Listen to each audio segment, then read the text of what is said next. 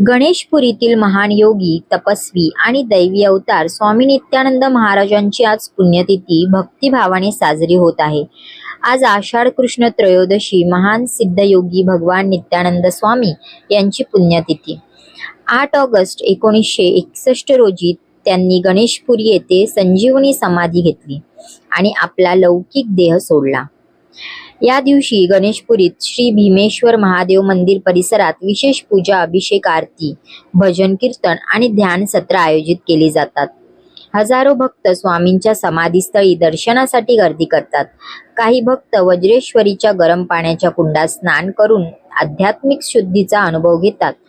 पुण्यतिथी निमित्त मिरवणूक, प्रसाद वाटप आणि धार्मिक कार्यक्रम मोठ्या उत्साहात पार पडतात। चला जाणून घेऊया स्वामी नित्यानंद महाराज यांचा अद्वितीय जीवन प्रवास। स्वामी नित्यानंद यांचा जन्म 1897 साली केरळमधील तुणेरी गावात झाला। लहानपणीच त्यांच्यातील दैवी शक्ती दिसून आली। ते आजारी लोकांना बरे करणे, भविष्य सांगणे अशा चमत्कारांमुळे लोकांमध्ये नित्या म्हणून प्रसिद्ध झाले। लहान वयातच घर सोडून त्यांनी हिमालय, काशी आणि दक्षिण भारतात तपश्चर्या केली।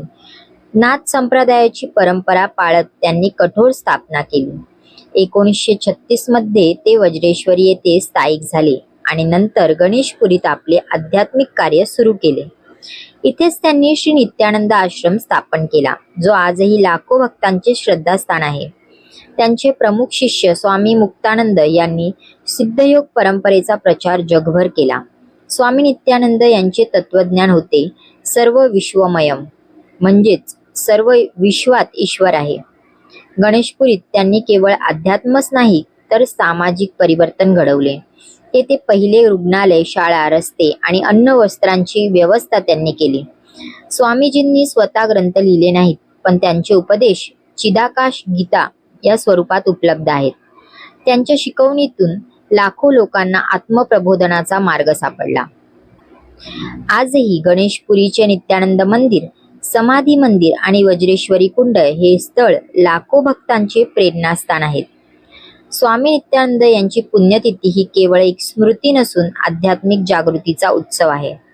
या पवित्र दिवशी आपण त्यांचे स्मरण करून ओम नमो भगवते नित्यानंदाय या मंत्राचा जप करू शकतो। अशाच आध्यात्मिक माहितीसाठी सबस्क्राईब करा टी न्यूज। रोज नवी माहिती, नवा दृष्टिकोन।